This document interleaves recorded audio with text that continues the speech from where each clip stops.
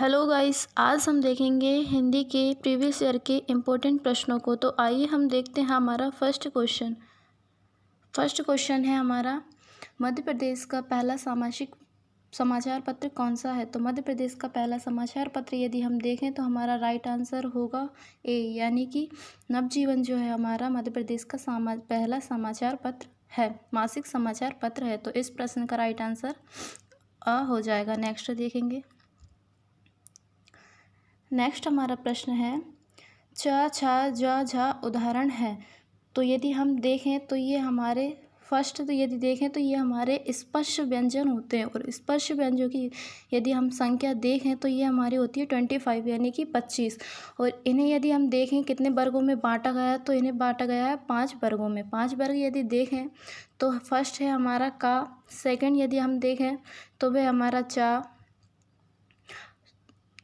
Third यदि देखें तो वह हमारा टा, और फोर्थ देखें ता, और लास्ट फिफ्थ देखें तो वह हमारा पा वर्ग का। और इन वर्गों को यदि हम देखें तो सभी का अलग अलग नाम है। का वर्ग का यदि देखें तो वे हमारे कंठ वर्ग के हो जाते हैं। चा वर्ग का यदि देखें तो वह हमारा तालु वर्ग का हो जाता है। और टा वर्ग का यदि देखें तो टा वर्ग का यदि हम देखें तो वह मूर्धन्य वर्ग का हो जाता है। और ता वर्ग के यदि देखें तो वे हमारे दंत वर्ग के हो जाते हैं। और पा वर्ग के यदि देखें तो हमारे ओष्ठ व्यंजन हो जाते हैं। तो इन स्पर्श व्यंजनों को 5 भागों में विभाजित किया गया है। और यदि हम यहाँ देखें तो च छ ज झ उदाहरण है, तो ये हमारे संघर्ष व्यंजन भी हैं और स्पर्श व्यंजन भी है। तो इसे दोनों संयुक्त रूप में मिला के यदि हम देखेंगे तो हमारा राइट आंसर हो जाएगा स्पर्श संघर्षी व्यंजन के ये उदाहरण है। तो इस प्रश्न का राइट आंसर यदि हम देखें तो वह हो जाएगा। नेक्स्ट देखेंगे। नेक्स्ट हमारा प्रश्न है, निम्न में से शुभेच्छु शब्द के समानार्थी शब्द का चयन कीजिए। तो शुभेच्छु जो शब्द है उसका यदि हम समानार्थी देखें तो हम देखेंगे कि हमारा राइट आंसर हो जाएगा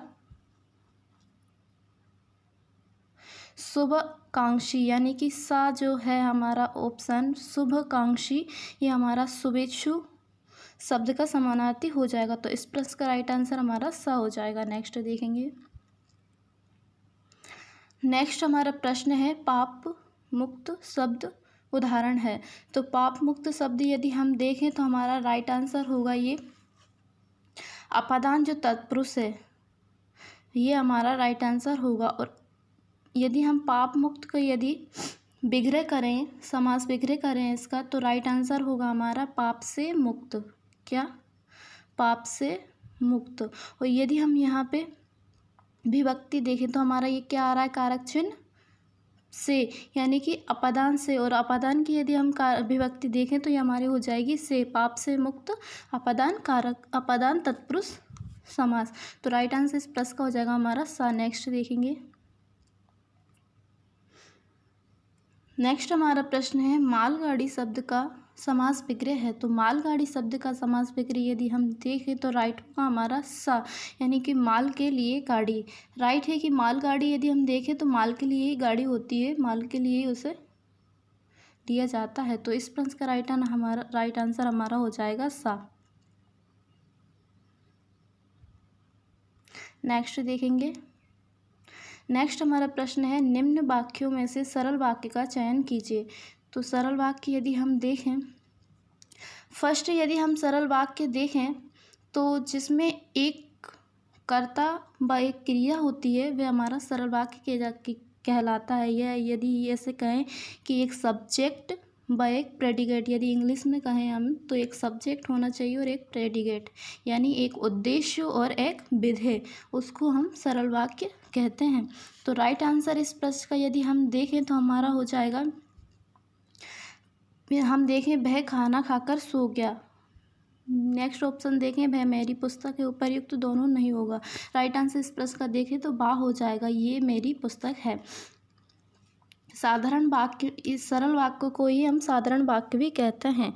और यदि देखें तो इसमें एक क्रिया व एक कर्ता होता है, तो वह सरल वाक्य कहलाता है। नेक्स्ट देखेंगे हम।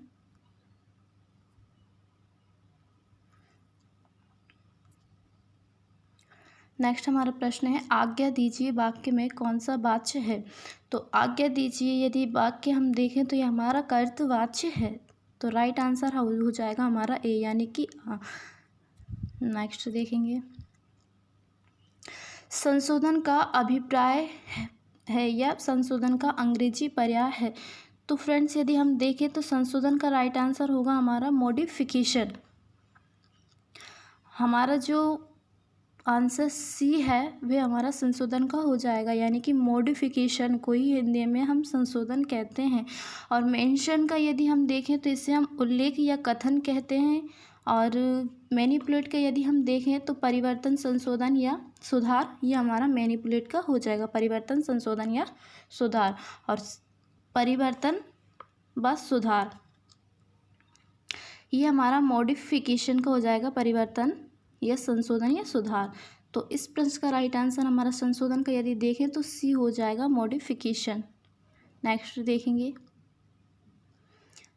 वाक्य के अशुद्ध भाग का चयन करना है। तो वाक्य यदि हम देखें उसने अपने विवाह के उपलक्ष्य में दावत दी।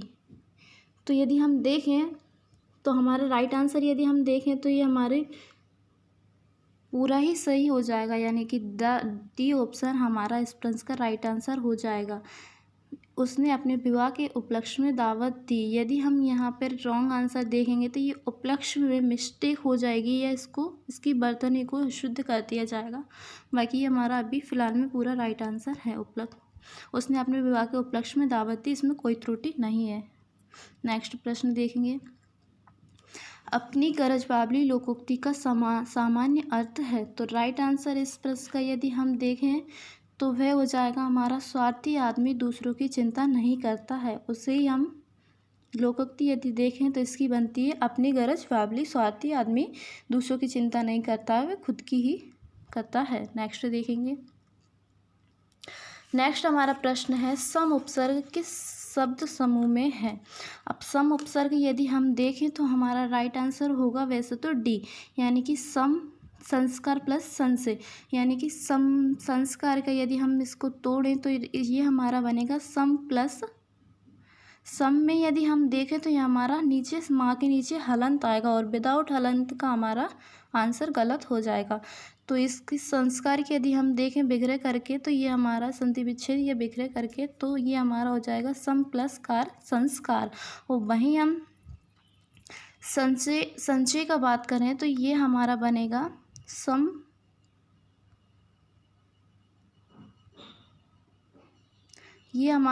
सम प्लस च, सम प्लस च हमारा संचय हो जाएगा। तो सम उपसर्ग हमसे यहाँ पूछा गया तो इसमें हमारा डी ऑप्शन राइट हो जाएगा।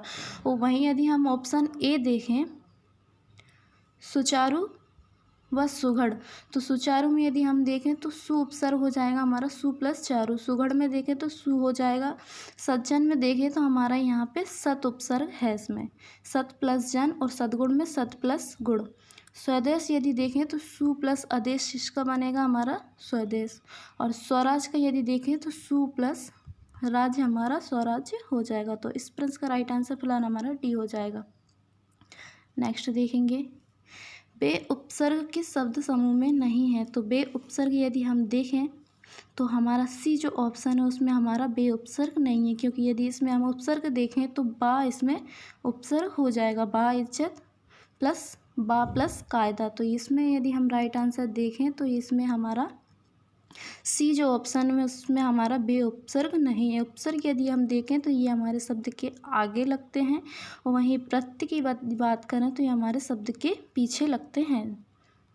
तो इस प्रश्न का राइट आंसर हमारा सी हो जाएगा। नेक्स्ट देखेंगे नेक्स्ट हमारा प्रश्न है मनोती शब्द में कौन सा प्रत्यय है। तो मनोती शब्द यदि हम देखें तो हमारा राइट आंसर हो जाएगा डी, यानी कि ओती जो प्रत्यय है वह हमारा मनोती शब्द में लगा हुआ है। तो इसका यदि हम देखें तो मन प्लस ओती ये हमारा मनोती शब्द बन जाएगा। तो राइट आंसर इसका डी हो जाएगा, मनोती। नेक्स्ट देखेंगे निम्न में से कौन सा शब्द प्रत्ययुक्त है। तो प्रत्ययुक्त यदि हम देखें तो आसानी से ऑप्शन मिल जाएगा। सी जो ऑप्शन है उसमें हमारा प्रत्यय लगा हुआ है। प्रत्यय यदि देखें क्या लगा हुआ है तो गर, बाजी प्लस कर, ये हमारा गर प्रत्यय हो जाएगा। तो राइट आंसर हमारा इस प्रश्न का सी हो जाएगा। नेक्स्ट देखेंगे। नेक्स्ट हमारा प्रश्न है मौके की तलाश में रहना के लिए सही मुहावरा है। तो मौके की तलाश में रहना यदि हम इसका देखेंगे, मौके की तलाश में रहने के लिए यदि हम देखेंगे तो हमारा राइट आंसर हो जाएगा सी। यानी कि मौके की तलाश में रहने के लिए मुहावरा यदि देखें तो टोह में रहना, यानी कि देखे ही बैठे हैं, मौका मिले तो उनका वे काम करें। तो राइट आंसर इस प्रश्न का हो जाएगा सा या सी। नेक्स्ट देखेंगे। चेहरे की हवाइयाँ उड़ना मुहावरे का सही अर्थ है। तो चेहरे की हवाइयाँ उड़ना यानी कि ये हमारे ऑप्शंस रॉन्ग हो जाएंगे।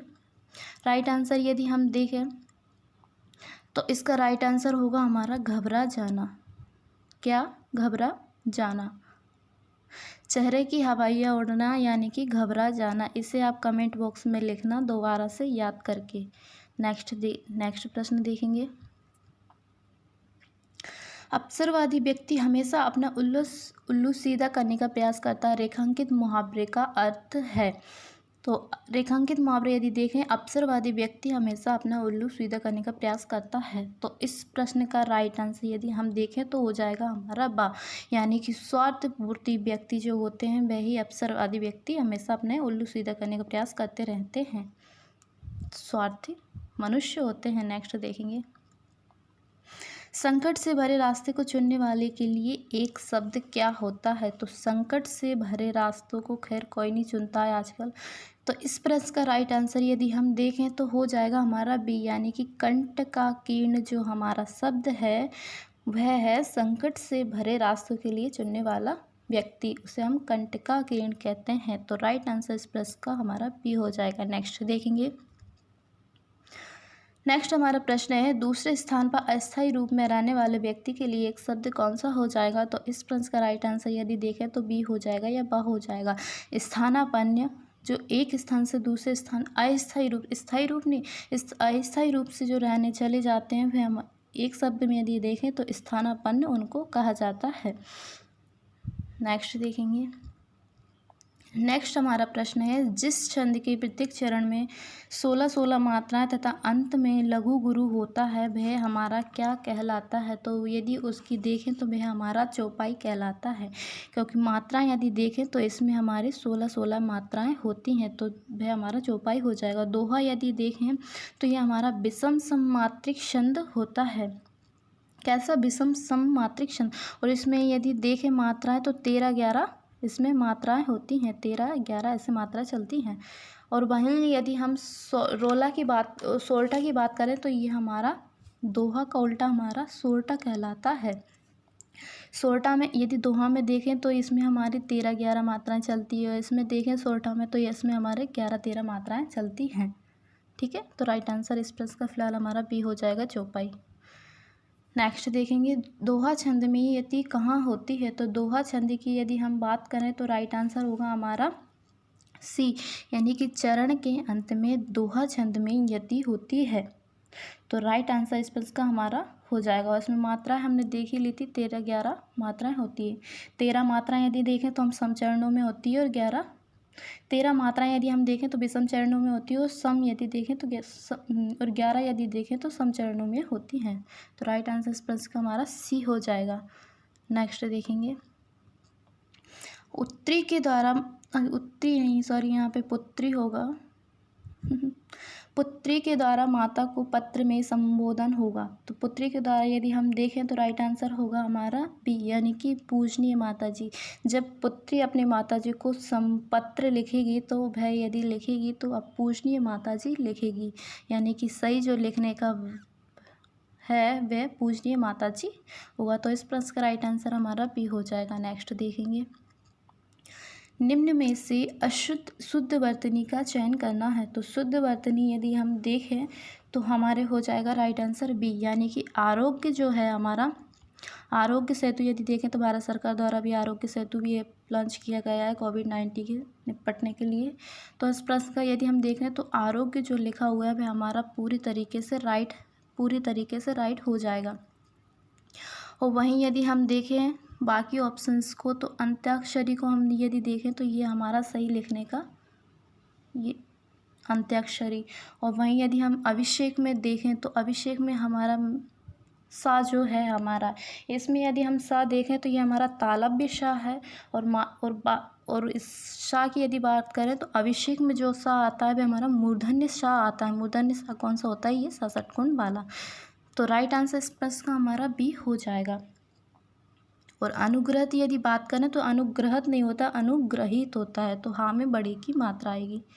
नेक्स्ट देखेंगे, निम्न में से अशुद्ध वर्तनी का चयन करना है। तो अशुद्ध वर्तनी का चयन यदि हम देखें तो हमारा राइट आंसर होगा सी, यानी कि आदर्श जो हमारा शब्द है इसमें हमारा ये मूर्धन्य सा ना आकर इसमें हमारा कौन सा सा आता है?